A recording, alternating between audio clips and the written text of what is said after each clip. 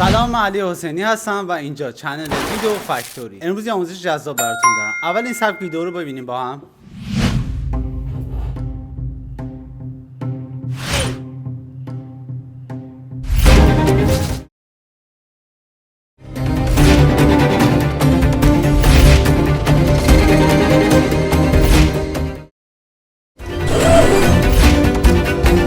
به این سبک از تدوین میگن فریز فریم. کل این تدوین توی پریمایر انجام شده و کمی نیازمند دانش فتوشاپه. تمامی ترانزیشن هایی هم که توی این ویدیو به کار رفته به صورت دستی درست شده. با من همراه شو تا آموزشش رو بهت بدم.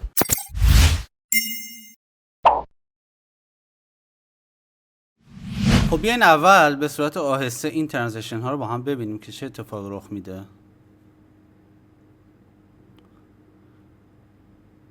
همونطور که میبینین صحنه بعدی قبل از شروع وارد پلان قبلی میشه.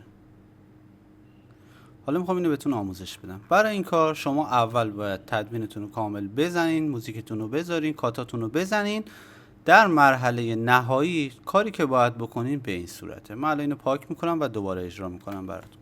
شما میاین از اولین فریم ویدئوی دومتون، یعنی ببینید اینجا رو زدین، توی دومی که میخواد شروع بشه از اولیش یه اسکرین شات میگیرین، ذخیره‌اش میکنین تو آدرس مد نظر. حالا من به عنوان نمونه فعلا اینجا میذارم. حالا فرق نداره PNG یا JPG یا هر پسوندی که دیگه خواستین اوکی میکنین. خب اینجا دیگه کاری با این نرم افزار نداریم، میریم اون عکس رو داخل نرم افزار فتوشاپ باز میکنیم. خب بعد اینکه عکسمون داخل فتوشاپ باز کردیم، فقط بچه‌ها یه نکته خیلی اساسی وجود داره. شما برای اینکه اسکیل و ابعاد و اون پوزیشن اون شخصی که میخواین جدا کنید به هم نریزه داخل تصویر پریمایر و اذیت نشین دوباره بخواین جایگذاری کنین، از همون اول یه آدرسی اینجا ذخیره کنین که دیگه جابجاش نکنین. یک دو اینکه ابعاد اینو دست نزنه به اجرا، یعنی اگر اینجا رو جدا کردین تو همین حالت PNG ذخیره کنین. خب الان بهتون در ادامه میگم چه اتفاقی میفته. خب شما باید اول این شخص رو جدا بکنین از صحنه اون، یا اون صحنه که میخواین زودتر وارد بشه به صحنه قبلی رو جدا بکنین. حالا ما خود این شخص رو در نظر میگیریم. راههای مختلف برای سلکت سوژمون هست و آسان ترین کار از اینجا قسمت سلکت آبجکت که خودش به صورت اتومات تشخیص میده. حالا ما میایم یه ذره خطاهایی که داشته رو اینجا اصلاح میکنیم براتون. و هیچ هم دقت بکنید چون خیلی این اتفاق سریع رخ میده، زیاد دیتیل خاصی به نمایش گذاشته نمیشه که یعنی بیننده چشش نمیتونه تشخیص بده که مثلا حالا خوب سلکت شده یا نه. ولی خب اگر تایم داریم و میتونید وقت خوبی بذارین بهتره که کارتون رو تمیزتر انجام بدید. حالا یه نکته دیگه هم که وجود داره اینه که اگر شما میخواین کارتون تمیزتر باشه بهتره که تصویرهاتون 4K باشه، که زمانی که اسکرین شات از یک فریم ویدیو میگیریم برای جدا سازی، اون اسکرین شات کیفیتی بالاتر نسبت به فول HD داره. فکر میکنم هر فریم از یک ویدیوی 4K حدود یک عکس 8 مگاپیکسل به شما تحویل میده، به نسبت خیلی بهتر از فول HD میتونه باشه. خب من سلکتم و اینجا ذره دقیق تر میکنم، دارمش کار میکنم، جایی که اشتباه برداشته رو حذف میکنم و جایی که یادش رفته برداره رو یادش رفته که نه، جایی که خطا داده و انتخاب نکرده رو بهش اضافه میکنم. خب فقط یه نکته‌ای بگم، اگر دقت کرده باشین توی اون قسمتی که به شما نشون دادم از همین آقا که وارد صحنه میشه کلاه جدا میاد. خب من اول کامل اینجا کلشو میگیرم. این باز میگم این سلیقه‌ای که میخواد کلاه جدا بیاد یا نمیخواد همزمان کلا یه بار وارد شه، ولی خب من برای اینکه کارم جذاب‌تر بشه کلاه رو جدا کرده بودم. الان دوباره این کار براتون میکنم. خب بعد اینکه سلکت کردیم اینجا دکمه ماسک رو میزنیم و این قالبمون برام ماسک میشه. خب حالا باید دو تا کار بکنیم، یک کلاه رو جدا کنیم، دو زیر کلاه که خالی میشه رو برای این آقا سر درست کنیم. کاری که میکنیم چیه؟ اول یه کپی از این لایه میگیریم برای اینکه کلاه رو درست کنیم. خب ما میایم فقط اون یه تیکه که کلاه جدا میشه رو انتخاب میکنیم، سلکتمون رو اینورس میکنیم و مابقیش رو داخل قسمت ماسک اول لایه زیری رو ببندم، اینجا میایم مابقیش رو پاک میکنیم. خب الان من دو تا لایه دارم اینجا، یه لایه خود کلاه، یه لایه اون آقا با کلاه. خب حالا اون لایه کلاه رو خاموش میکنیم، میام تو لایه پایینی. حالا میخوایم کلاه رو حذف کنیم و خود کله آقا باشه. نیازمند اینه که سرش رو شبیه سازی کنیم. خب حالا حدودا چون کلاه گشادتره، من یه حدودی اینجا انتخاب میکنم که انگار سرش به این ابعاد بوده. بازم میگم هر چی خودتون تمیزتر کار کنین کارتون قشنگتر میشه، ولی اگرم خیلی وقتشو ندارین یا براتون سخت کار با فتوشاپ، در همین حد معمولم اوکیه، چون سریع میاد میره، در از یک فریم چند فریم زیاد دیده نمیشه. خب کاری که ما میکنیم باید چیکار کنیم؟ بعد اینجا برام سرش رو شبیه سازی کنیم. قبل از اون میایم اضافه این کلاه رو اول ما اینجا پاک میکنیم. خب برای این کار نیازمندیم که اول این فضا رو ما سر کامل بیاریم داخل قالب سلکتمون که اینها پاک نشه.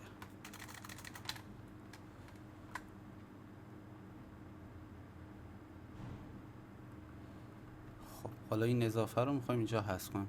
کلیک راست، اینورس، پاک. خب اضافه کلاه رو پاک کردیم، حالا قالب سرش رو در آوردیم. حالا دوباره سلکتمون رو برعکس میکنیم.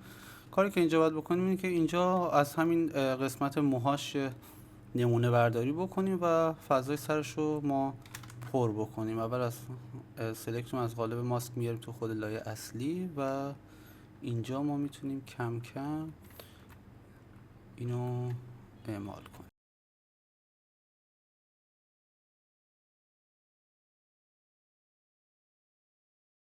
خب بعد اینکه این فضا رو پر کردیم، ما هم ایراداتش رو یه ذره میگیریم، یه ذره محوش میکنیم که کارمون یه ذره تمیزتر در بیاد، ولی بازم میگم چون در قالب یک فریم سریع قرار این اجرا بشه زیاد نشون داده نمیشه. الان انگار که یه آقای با موی کوتاه و اینم کلاهش. خب حالا کاری که ما باید بکنیم اینه که اول توی همین لایه ما این عکس رو روی فایل قبلیمون ذخیره میکنیم. فایل اکسپورت از PNG. اگه یادتون باشه تو اسکرین شات اولم ما PNG گرفته بودیم، بر همین خیلی راحت روش ذخیره میشه. کار بعدی که باید بکنیم، حالا باید لایه بالایی رو فعال کنیم و لایه پایینی رو خاموش کنیم و یه بار دیگه یه خروجی PNG ازش بگیریم. حالا اسمش رو عوض میکنیم. کارمون دیگه با فتوشاپ تموم شده. اینجا میتونیم ببندیم و وارد پریمایرمون بشیم. دوباره کاری که اینجا باید بکنیم اینه که ما باید این دوتا فایلی که جدا کردیم و ساختیم و داخل اینجا براتون ایمپورت کنیم. فایلمو اینجا میارم، کوچیکش میکنم، فعلا اینجا باشه.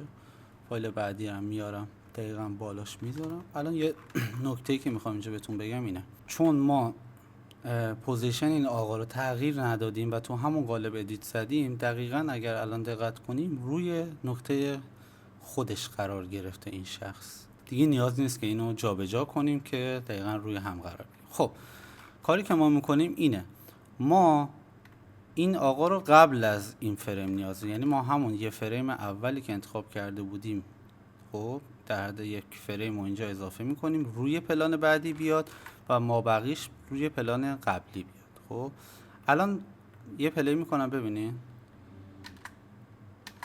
اگه دقت کنین روی صفحه ظاهر میشه بعد اون میاد. حالا برای اینکه این جذابیت بیشتری داشته باشه و اینا به صورت جدا وارد صحنه ما بشن، کاری که ما میکنیم، البته یه من تایمش رو بیشتر کنم، کاری که ما میکنیم اینه، اینا رو به صورت جدا ترانزیشن بهشون میدم، ترانزیشن حرکتی. اینو میتونید هم با دست حرکت بدین از بیرون قاب بیاد داخل قاب، هم با از ترانزیشن های آماده فیلم ایمپکت که توی قسمت قبلی بهتون آموزش دادم. حالا فقط کافیه تو پنل افکت تو قسمت ویدیو ترانزیشن های فیلم ایمپکت رو بیاریم و ترانزیشنی که مد نظرمونه یا فکر میکنیم بهش میاد و روی این کار اعمال. من برای این فریم میخوام از ترانزیشن پوش ایمپکت استفاده کنم. بذارین پیداش کنم براتون. خب ببینی الان من یه نمونه اینجا میکشم، سایز ترانزیشن رو کوتاه میکنم، یه نگاه کنیم ببینیم چطور وارد میشه. خب اگه دقت کنین الان این کلاه از این وارد میشه. خب روی این یکی هم اعمال میکنم همزمان با یه مقدار. ولی اگر میخواین یه ذره جذابیت کارتون بره بالاتر، میتونین یه ذره با فاصله بیاد، یعنی اول آقا بیاد بعد کلاهش وارد بشه. ببینین اول آقا وارد میشه بعد کلاهش. خب حالا اینکه جذاب تر بشه میخوایم حالتش رو تغییر بدیم، یعنی هر دو همزمان از یه سمت نیان. ما اینجا میتونیم لایه پایینی که آقا رو انتخاب بکنین، تو قسمت کنترل افکت ببین باید روی قسمتی که ترانزیشن گذاشتین کلیک بکنین.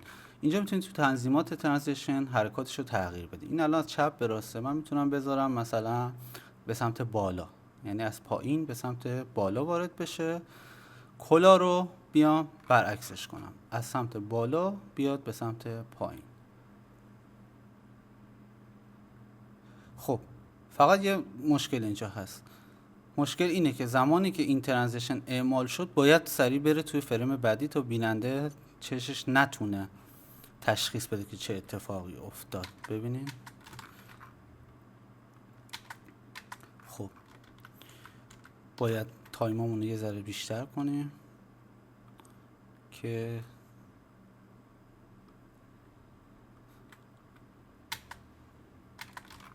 همونطور که میبینید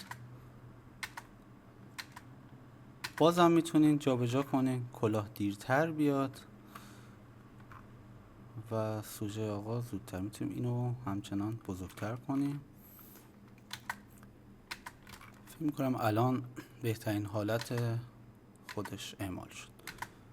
به همین راحتی توی فریم های بعدی هم میتونین این کار رو تکرار بکنین، حالا با خلاقیت های دیگه. اینجا اگر دقت کنین توی فریم بعدی ما اومدیم فرق آهنی که هول میده اول اومده، بعد این شخص اومده، جهت حرکاتش هم دو تا حرکت متفاوته. اینا دیگه با خلاقیت خودتونه که چطور اینو اعمال کنیم و سوژه‌تون رو جدا کنیم.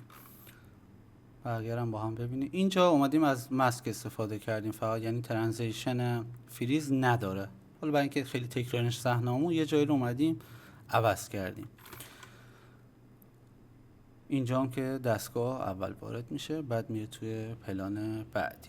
خب یه نکته هم بگم، مثلا ما اومدیم توی ترانزیشن اول 3 نفر رو سلکت کردیم و جدا جدا به صورت سایه میان. خب تمام اینا داخل نرم افزار فتوشاپ انجام. شما اول اون تک فریم رو جدا کردین، 3 تا سوژه رو جدا کردین، دونه دونه وارد قاب شدن و توی همون فتوشاپ میتونید از قسمت فیلتر گالری سری فیلترهای خاصی رو بدین که در متفاوت بشه.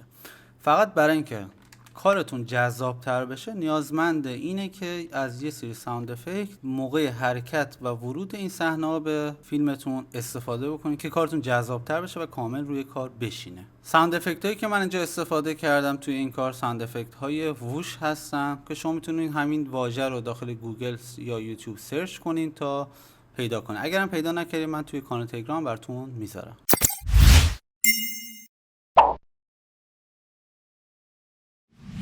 خب امیدوارم که این آموزش هم مثل آموزش‌های قبلی براتون مفید بوده باشه. خوشحال میشم با لایک و ساب از من حمایت بکنید و برای مطلع شدن از آموزش‌های بعدی زنگوله پایینو فعال کنید.